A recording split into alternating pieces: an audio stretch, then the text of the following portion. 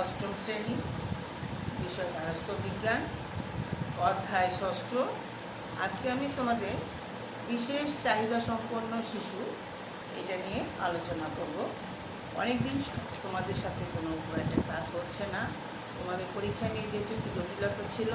এখন যখন স্কুলে তোমাদের মূল্যায়ন হবে, এর জন্য আমাদের পড়া চালিয়ে যেতে হবে। তোমরাও এখন রীতিমতো ক্লাস করবে, কারণ স্কুলের পরীক্ষা হবে বার্ষিক পরীক্ষা। এই জন্য তোমাদের বার্ষিকের সিলেবাস থেকে আজকে আমি তোমাদের ষষ্ঠ অধ্যায় আলোচনা করছি। আমরা ক্লাস খুব একটা পাইনি যেহেতু, এই জন্য আমাদেরকে অনলাইনে ক্লাসগুলোই ফলো করতে হবে। তোমরা প্রত্যেকেই ক্লাসগুলো দেখবে এবং তোমাদের কোনো কিছু জানার থাকলে জিজ্ঞেস করবে। আমি আশা করি তোমরা সবাই ভালো এবং সুস্থ আছো। আসো আমরা একটু পড়ায় মনোযোগী দেই। সেটা হচ্ছে আমরা বিশেষ চাহিদা সম্পন্ন শিশু বলতে কী বুঝি। বিশেষ চাহিদা সম্পন্ন আমরা যারা স্বাভাবিক, তাদের চাইতে যারা একটু অস্বাভাবিক, কোনো একটা দিকে খাটো, তাদেরকেই আমরা বলি বিশেষ চাহিদা সম্পন্ন শিশু। আমাদের চারপাশে যেসব শিশু আমরা দেখতে পাই নিশ্চয়ই সবাই একরকম নয়, কিন্তু শিশুর শারীরিক, মানসিক ও বুদ্ধিগত দিক থেকে সমাজে অন্যান্য সাধারণ শিশু থেকে তারা আলাদা। যেসব শিশুর মধ্যে বিশেষ শিক্ষা, যত্ন ও পরিচর্যা দরকার হয় তারাই বিশেষ চাহিদা সম্পন্ন শিশু। তারা হচ্ছে প্রতিবন্ধী শিশু, অটিস্টিক শিশু ও প্রতিভাবান শিশু। এর মধ্যে প্রতিবন্ধী শিশু সম্পর্কে তোমরা সপ্তম শ্রেণীতে পড়েছ। এই পাঠে আমরা তোমাদেরকে অটিস্টিক শিশু আর প্রতিভাবান শিশু সম্পর্কে আলোচনা করব। আচ্ছা, পার্ট 1 এবং পার্ট 2 দেখো অটিস্টিক শিশু। অটিস্টিক শিশু আমরা আমাদের চারপাশে যেসব শিশু দেখি তাদের থেকে আচরণের দিকে একরকম না, কখনোই একরকম না। যেমন বাড়িতে কোনো অতিথি আসলে কোনো শিশু তার দিকে এগিয়ে যায়, সব প্রশ্নের স্বতঃস্ফূর্ত উত্তর দেয়, আবার অন্য কোনো শিশু অতিথি দেখলে সামনে থেকে সরে পড়ে এবং তাদের দিকে তাকায় না। এইসব ছোটোখাটো অসঙ্গতি খুবই স্বাভাবিক বলে ধরে নেওয়া হয়, কিন্তু এ সমস্যা হয় তখনই যখন এইসব অসঙ্গতিগুলো এক বা একাধিক রূপে একই শিশুর মধ্যে প্রকটভাবে থাকে এবং সকলের কাছে সেগুলো গ্রহণযোগ্য মাত্রা ছাড়িয়ে যায়। এইসব অক্ষমতার কারণ সকলের কাছে স্পষ্ট থাকে না। যেমন দৃষ্টিশক্তি স্বাভাবিক হওয়া সত্ত্বেও চোখে চোখে তারা তাকিয়ে কথা বলতে পারে না, কিংবা বাকশক্তি স্বাভাবিক হওয়া সত্ত্বেও কোনো কথা স্বাচ্ছন্দ্যভাবে বা বুঝিয়ে বলতে পারে না। এই ধরনের শিশু অক্ষমতাগুলো সীমা বা অক্ষমতা বিশাল। বুদ্ধিবৃত্তীয় ও আচরণগত সীমাবদ্ধতায় এইসব শিশুদের অটিস্টিক বা অটিজমের শিকার। অটিজম কোনো মানসিক রোগ নয়। অটিজম বিকাশগত অক্ষমতা বা নিউরোবায়োলজিক্যাল ডিসঅর্ডার, এবং অটিজমের সুনির্দিষ্ট কারণ এখন পর্যন্ত অজানা। মেয়েদের তুলনায় ছেলেদের অধিক হারে অটিজমে আক্রান্ত হবার আশঙ্কা দেখা যায়। অটিজমের ক্ষেত্রে ছেলে মেয়েদের অনুপাত হচ্ছে 1:4। বাংলাদেশে সারা বিশ্বে বর্তমানে অটিজমে আক্রান্ত সংখ্যা দিন দিন বেড়েই চলছে। জাতিসংঘ ঘোষিত বিশ্ব অটিজম সচেতনতা দিবস প্রতি বছর 2রা এপ্রিল পালিত হয়। আমরা অটিজমের কিছু লক্ষণ বা বৈশিষ্ট্য আছে।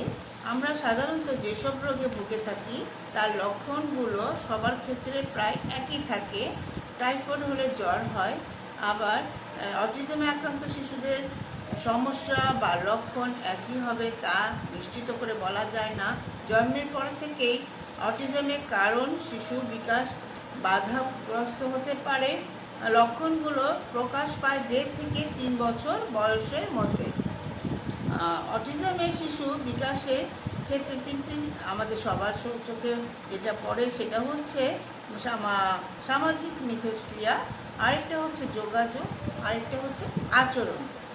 আচ্ছা, সামাজিক মিথস্ক্রিয়া কি? দেখো, অন্য কোনো ব্যক্তির প্রতি আগ্রহ না থাকা, কে কি আছে বা কোনো কৌতূহল না থাকা, অন্যের আচরণ বুঝতে না পারা। যোগাযোগ বলতে হচ্ছে কথা বলতে না পারা বা না শেখা, কোনো মতে কথা বলা বা বলতে পারলেও স্পষ্টভাবে বলতে পারে না, এবং অন্যের আলাপচারিতায় তারা কোনো সমর্থন বা কোনো কিছু আগ্রহ প্রকাশ করে না। আরেকটা হচ্ছে আচরণ। আচরণ কি? পুনরাবৃত্তিমূলক আচরণ, অর্থাৎ একই কাজ বারবার করা, নিজস্ব রুচি অনুযায়ী আচরণে অভ্যস্ত এবং এতে অপছন্দনীয় থাকা। তাহলে আমরা দেখতে পাচ্ছি যে এই অটিজম শিশুদের ক্ষেত্রে বিকাশের ক্ষেত্রে তিনটাই প্রভাব ফেলে। একটা হচ্ছে সামাজিক মিথস্ক্রিয়া। এক্ষেত্রে এ ধরনের সীমাবদ্ধতা দেখা যায়।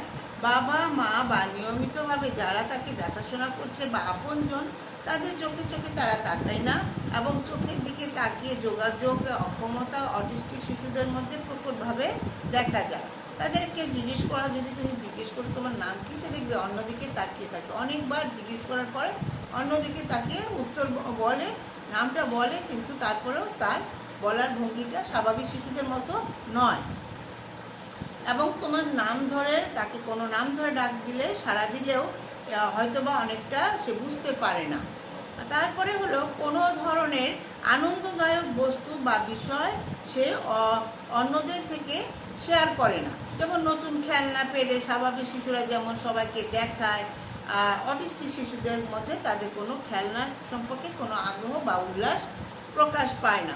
স্বাভাবিক শিশুরা কারো কোলে চড়তে বা আদর পেতে পছন্দ করে, কিন্তু অটিস্টিক শিশু এ ব্যাপারে একেবারে নির্লিপ্ত থাকে। অন্য কারো সংস্পর্শে তারা না যাওয়াটাকেই বেশি পছন্দ করে। যোগাযোগ, এক্ষেত্রে সীমাবদ্ধতাগুলো হচ্ছে 2-3 বছরের শিশু যে সমস্ত শব্দ উচ্চারণ করতে পারে, অটিস্টিক শিশুরা তা পারে না। অন্যান্য অনেক সময় দেখা যায় যে 3 থেকে 5 বছর বয়সে 2-3 শব্দের বেশি বাক্য তারা বলতে পারে না। নিজের চাহিদাগুলো তারা থার্ড পারসনে বলে। যেমন নিজের নাম যদি হয় আসিফ, তাহলে বলে আসিফ খাবে। এরকম কোনো কিছু তারা যদি নিজের সরাসরি কোনো কথার উত্তর দেওয়াটা তারা বুঝতে পারে না। যে কোনো ছড়া কিছু শব্দ এদের মধ্যে তোমরা সবসময় তারা বলতে চেষ্টা করলেও তারা একটু উল্টিয়ে পাল্টিয়ে তারা বলে, বা পিছনের লাইন আগে, আগের লাইন পিছনে, এরকমভাবে তারা শব্দগুলো বলে। কিংবা আয়া চাঁদমামা টিপ দিয়ে যা, এই বাক্যগুলো তারা জানে, কিন্তু তারা লাইন সাজিয়ে ঠিক মতো বলতে পারবে না। বা বাবা মা বলতে তাকে বলানোর চেষ্টা করলেও সে রেগে যাবে বা বিব্রত বোধ করে। এটা হলো তাদের মধ্যে একটা স্বাভাবিক আচরণ। এক্ষেত্রে যে ধরনের অসঙ্গতি থাকে তা হলো অটিস্টিক শিশুরা বিশেষ ধরনের আচরণ বারবার করতে থাকে। হয়তো শারীরিক দোলা থাকে এবং আঙ্গুল চুষতে থাকে। অনেকে খেলনা বক্সে একবার ঢুকে একবার বের হয়, এবং পুনরাবৃত্তিমূলক কাজগুলো তারা বেশি করে। যেটা মানা করা হয় সেই কাজটা তারা বেশি করতে থাকে। অনেক সময় মুখে সবসময় আঙ্গুল দিয়ে রাখে, মুখের দিকে লালা করতে থাকে, যেগুলো দেখতে যদিও তাকে মানা করা হয়, কিন্তু সে সেগুলোই করবে। অনেক অটিস্টিক শিশু পেন্সিল ধরার স্বাভাবিক কায়দাটা ধরতে পারে না, বা মুঠোবন্দি করে তারা ধরে। পড়ালেখার প্রতি তাদের আগ্রহটা খুবই কম থাকে। যদিও খুব পরিবার থেকে চাপ দেওয়া হয়, কিন্তু তারা স্বাভাবিক বাচ্চাদের মতো পড়াশোনার দিকে কখনোই মনোযোগ দেয় না। তারা রুটিন মেনে চলতে ভালোবাসে না, এবং অনেক সময় দেখা যায় যে তারা কী করে, অনেক সময় দেখা যায় তারা চিৎকার চেঁচামেচি বেশি করে, এবং অপরিচিত লোকদের দেখে তারা কী করে, ভয় পায়, তাদের সামনে যেতে চায় না, এবং পরিবারে যখন তারা আসে তখন তারা বাসা থেকে লুকিয়ে থাকে, এক জায়গায় নিজের রুমে লুকিয়ে থাকে, বাইরে তাদের সামনে আসে না। আপন আত্মীয় হলেও তারা সামনে আসার ইচ্ছা প্রকাশ করে না। তাহলে বাসায় অনেক সময় দেখা যায় অস্বস্তি একটা বোধ করে। আচ্ছা, তাহলে আমরা উপরে লোকগুলো বুঝতে পারছি যে অটিস্টিক শিশু সবার ক্ষেত্রে এরকম নাও হতে পারে। এক একজনের সময় এক এক রকম লক্ষণ হতে পারে। চিকিৎসকের কাছে এই জন্য শরণাপন্ন হতে হবে, এবং চিকিৎসকের পরামর্শ অনুযায়ী তাদের গাইড দিতে হবে। সবথেকে গুরুত্বপূর্ণ হলো শিশুটি সমবয়সী শিশুদের সাথে মেলামেশার সুযোগ করে দিতে হবে। এর মাধ্যমে একই বয়সে অন্য শিশুর সাথে তুলনা করে শিশুর যে কোনো অস্বাভাবিকতা নির্ণয় করা সম্ভব হবে। শিশু অটিজম দ্রুত শনাক্ত করে শিক্ষা কার্যক্রমে সম্পৃক্ত করা প্রয়োজন। যত কম সময়ে অটিজম শনাক্ত করা যায় বিশেষ শিক্ষা বা প্রশিক্ষণের মাধ্যমে তত তাড়াতাড়ি তাদের আচরণের উন্নতি করা সম্ভব হয়। সমাজে অটিজম নিয়ে অনেক ধরনের ভ্রান্ত ধারণা আছে। এই কারণে অটিজম সম্পর্কে বাস্তব দিকগুলো আমাদের স্পষ্টভাবে জানা দরকার। অনেকে মনে করেন যে অটিজম একটি নিরাময়যোগ্য রোগ, আসলে চিকিৎসায় সম্পূর্ণ ভালো হয়ে যায়, কিন্তু বাস্তবতা এই যে অটিজম শিশুরা আজীবন এই অক্ষমতায় ভোগে। অটিজম শিশুর সমস্যাগুলো কখনোই পুরোপুরি দূর করা সম্ভব নয়। সেটা সম্ভব হলো তাদের নিবিড় পরিচর্যা ও যত্নের মাধ্যমে অক্ষমতা কমিয়ে আনা বা যথাযথ সহযোগিতায় বিশেষ শিক্ষা দিয়ে পরিণত বয়সে তাদের যথাসম্ভব আত্মনির্ভরশীল করে তোলা। অনেক সময় মনে করা হয় যে অটিজম শিশু বা ব্যক্তি সুপ্ত প্রতিভার অধিকারী, কিন্তু বাস্তবতা হলো অটিস্টিক কেউ বিশেষ কোনো কাজে দক্ষতা দেখাতে পারে, কিন্তু সেটা নিছকই ব্যতিক্রম ঘটনা। 20 থেকে 30% অটিজম শিশুর বুদ্ধিভিত্তিক অক্ষমতা থাকে না। এই ধরনের অটিজমকে আমরা অনেক সময় মনে করে থাকি যে এটা একটা খুবই অল্প সংখ্যক। এদের অনেকেই গণিতের মতো বিশেষ স্বাভাবিক বুদ্ধিত্বের মতো দক্ষতা অর্জন করতে পারে। তাদের মূল সমস্যা হলো কথাগুলো সামাজিক মেলামেশার ক্ষেত্রে সঠিকভাবে ব্যবহার করতে পারে না। প্রশ্ন করা, প্রশ্নের উত্তর দেওয়া কিংবা কারো কথায় তারা মন্তব্য করতে পারে না। অটিস্টিক শিশুদের জন্য আছে বিশেষ ধরনের স্কুল। এইসব স্কুলে অটিস্টিক শিশুদের প্রথাগত শিক্ষার পাশাপাশি তাদের জন্য উপযোগী কোনো পেশাগত প্রশিক্ষণের ব্যবস্থা করা হয়। নিবিড় যত্ন ও পরিচর্যার মাধ্যমে তাদের অক্ষমতা একটু একটু করে কমিয়ে আনার চেষ্টা করাই বিশেষ শিক্ষার উদ্দেশ্য। অটিজম শিশুদের মধ্যে বেশিরভাগ শিশুই তার পিতামাতার সান্নিধ্যে থাকতে পছন্দ করে এবং তারা পিতামাতাকে অনুসরণ করে, এবং তাদের পিতামাতা তাদেরকে যদি সঠিকভাবে পরিচালিত করে তাহলে তারা অনেক কিছুই করতে পারবে।